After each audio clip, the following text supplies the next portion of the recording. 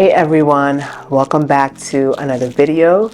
It's your girl Simply Coach Seesaw, and I just want to wish you a happy, prosperous new year. As we enter into this new year, I just want to encourage you guys, and this is what I am believing for myself, is that may this be the year that we all shine our brightest. May this be the year that we do not allow anyone to dim our light. May this be the year that we shine as God intended us to shine. Okay?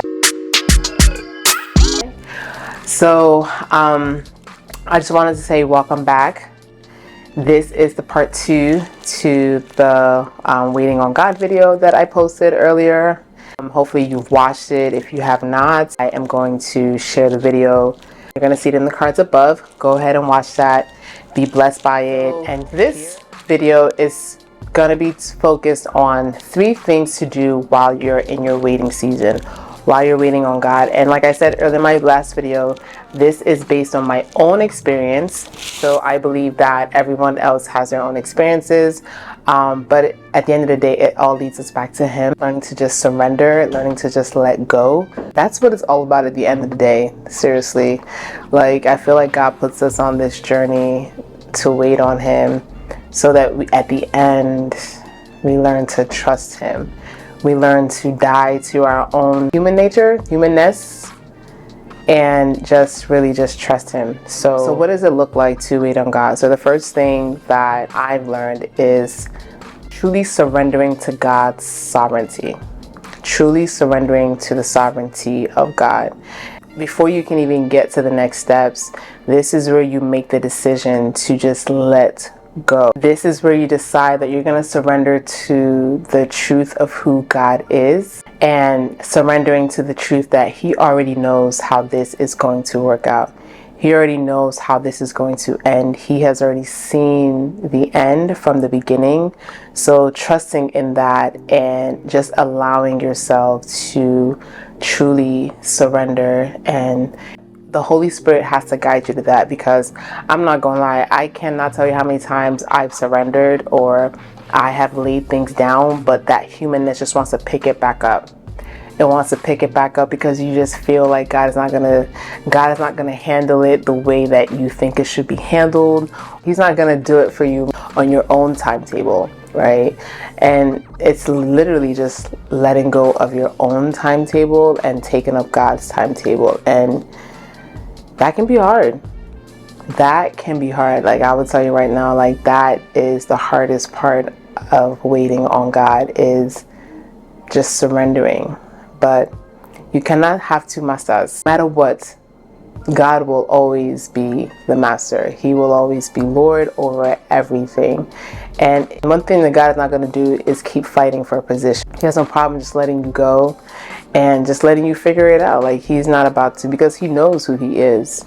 It's just us human beings that are not aware of our limitations. So we keep wanting to just trust, and we step out, step back in, step out, step back in. Like, we don't know what we want to do.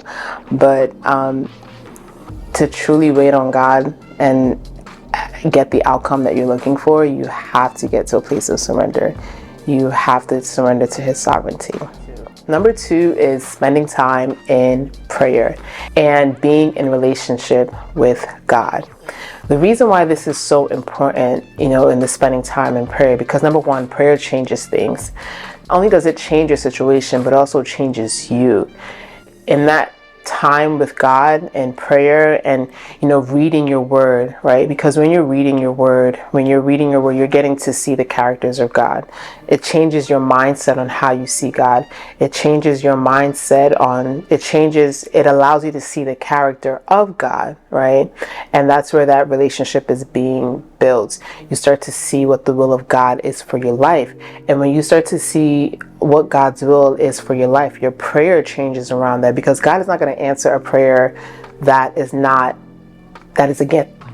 against His will, right? And to know His will, we have to know what God has said in His word, right? Everything that you need to know about God's will is in His word.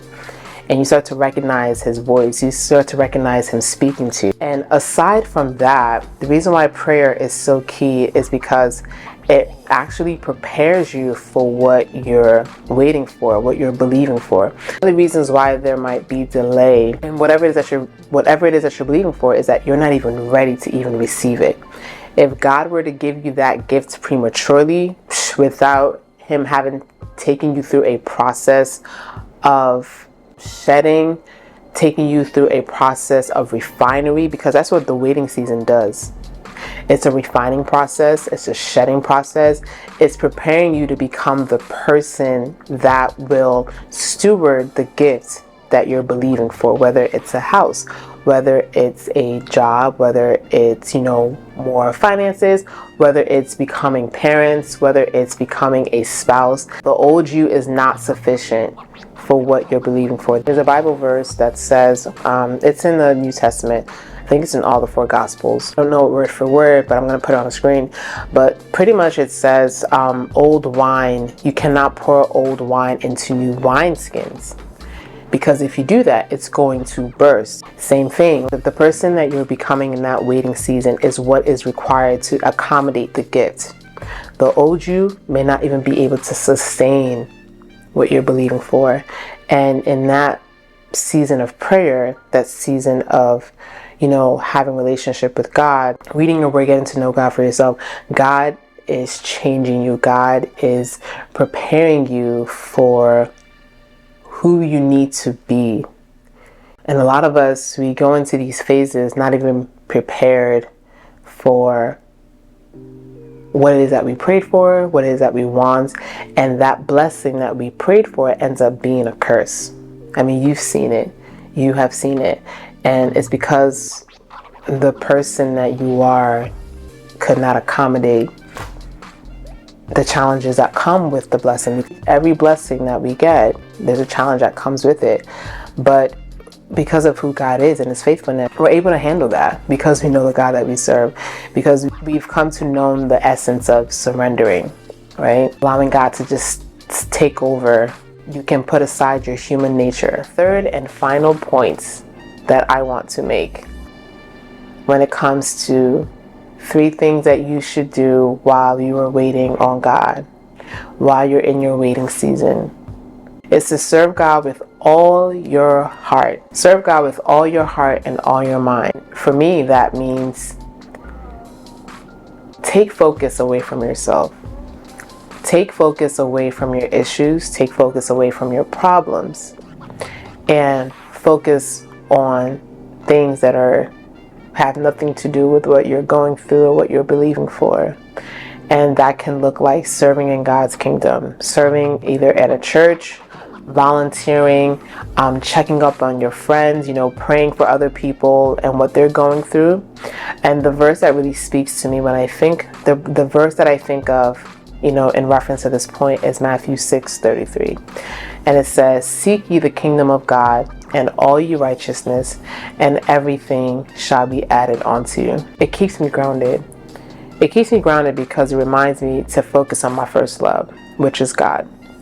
I think a lot of times, what we're believing for, it has the tendency to consume us that we forget about everything else. We forget about everyone else because we're so focused on how we can make this one thing or multiple things happen.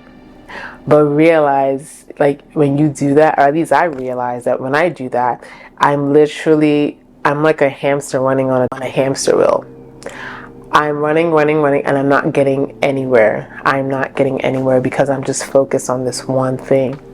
And it just kind of reminds me about, there was a time when, I was waiting for God on something, and, I met the right people, and they kind of pointed me towards the church, and, they encouraged me to just serve. I think it was my first time, really, serving. And I started serving at church, and that was such a great time because it took my focus off of my worries, my concerns, and it allowed me to get to a place of surrender because it allowed me to keep God at my forefront. And it's not just serving God just as a thing to do, but being faithful and stewarding that gift. That is also important as well. And the minute I started doing that, I began to see God's hand in my life. But what's so interesting is that, once I got into another season where I was waiting for something, and I just forgot that all over again. It wasn't until I met this lady on Clubhouse, and she was like, we were talking, and she was like, remember your first love. Remember your first love. And I had to think in that moment, yo, Kosi, when was the last time you served or you were on a dream team? Because a pandemic happened, and, we weren't going to church for a long time. And even when church opened back up, like, I just didn't have the zeal or the desire to want to even serve, because I was so consumed with this one thing. So I told myself, you know what, God, like, all right, God, let me get back to you, because obviously what I'm doing is not working, has not been working, and it's given me a peace to, take my eyes off of myself and keep my eyes on Him. I joined the Dream Team. I also hosted hosted 2 small groups. And I'm like, until I see the manifestation, this is where I'm at. This is what I'm going to keep doing, building God's house. Because I believe that as I'm building God's house, He will build my house. But at the end of the day, God is my number one. He should always be my number one. And it's important for me to teach my children that God is number one, will always be number one. I also want to add, in addition to this, I do feel like when we're going through a tough time, when we're waiting for something, it's easy for us to forget about our first love. Yeah. It's easy for us to forget about our first love, because whatever it is can be so consuming. And it's almost like, because, you know that God is all powerful, God is all knowing. It's like, I think God would be okay if I just take a break from, putting my attention on Him and focusing on this one thing that is like just taking a toll on you. It's almost like we say God will be okay if I don't spend time with Him, if I don't serve. Let me just put Him on the back burner. But the truth is, God is God all by Himself. He doesn't need us, but we need Him. We have to realize how limited we are. We have to realize how weak we are. No matter what we might see on the media, what the world might try to tell us, but we know that we are weak. We know that we are weak.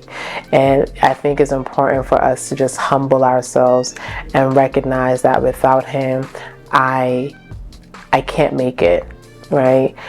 I can't have joy without Him. I can't have peace without Him. I think we have to get to a place where we recognize that He is our strength. He is our joy. He is our ever-present help. One of my mantras is, look, man, if God don't do it, it's not going to get done. Because I know that, if God's hand does not show in this, God, you have to come through. So I've learned to be at peace with knowing that I'm going to need Him every step of the way. And I've learned to appreciate the waiting seasons, because number one, it grounds me and reminds me how limited I am, that there's certain things that I can't work my way into or can't work my way out of, that it is God, like literally God, that will have to come in and do what He does best, right? And in that partnership, because at the end of the day, it's a partnership between God and I, right? You and God is a partnership at the end of the day, and it has to be a two-way street.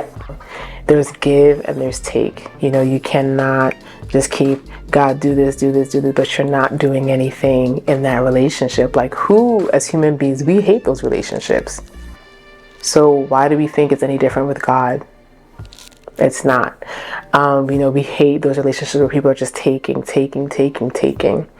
that where they're not giving anything. God, not that He hates it, because at the end of the day, He loves us no matter what. No matter what, even if we are unfaithful to God, God cannot deny Himself. He will be faithful without a doubt. He will be faithful without a doubt. So we've come to the end of this video, and I just wanted to encourage you, if you're in a waiting season, don't try to fight the process. Don't try to rush your way out of it, because you're gonna end up right back where you started. But embrace it. Rather than ask yourself, why me? Ask yourself, well, why not me? Okay, God, what are you trying to teach me? What are you trying to show me? reveal yourself to me. And God is faithful. He will come through. You just have to, be persistent. You just have to get to a place where you surrender, truly surrender to His sovereignty. And recognize that your human nature is weak. You don't know how this is going to end, but God does. Spend time in prayer. Build that relationship with Him. Read your word. Last year, 2022, I made a decision that I'm going to read my Bible every day. And I read the whole book. And it allowed me to see God in a way that I'd never seen before. And it was so beautiful to see that God is literally in every single page of that book. He's literally in every single page in that book. And He's just waiting for us to make ourselves available so that He can reveal Himself to us. That is one of the best things that you can do for yourself. And once you get past that, serve. Serve on a dream team at your local church. Volunteer. Literally be the hands and feet of Jesus Christ. Because at the end of the day, we were called to serve, right? That's what we're here for. And it gives you an opportunity to just take your focus off of yourself and focus on the one who can take you so much more further than you can even begin to imagine. And without a doubt, you will begin to see the hand of God. You will begin to see the move of God in your life. So I hope that as you enter in this new year, and if some of you guys are in a waiting season, that you are encouraged. Share this with a friend, that might need to hear this. We are all in this together. We are all encouraging one another. And I just want to remind you, 2023 is going to be your best year yet. Let's just trust God on that. And I love you guys. I hope to see you guys in the next video.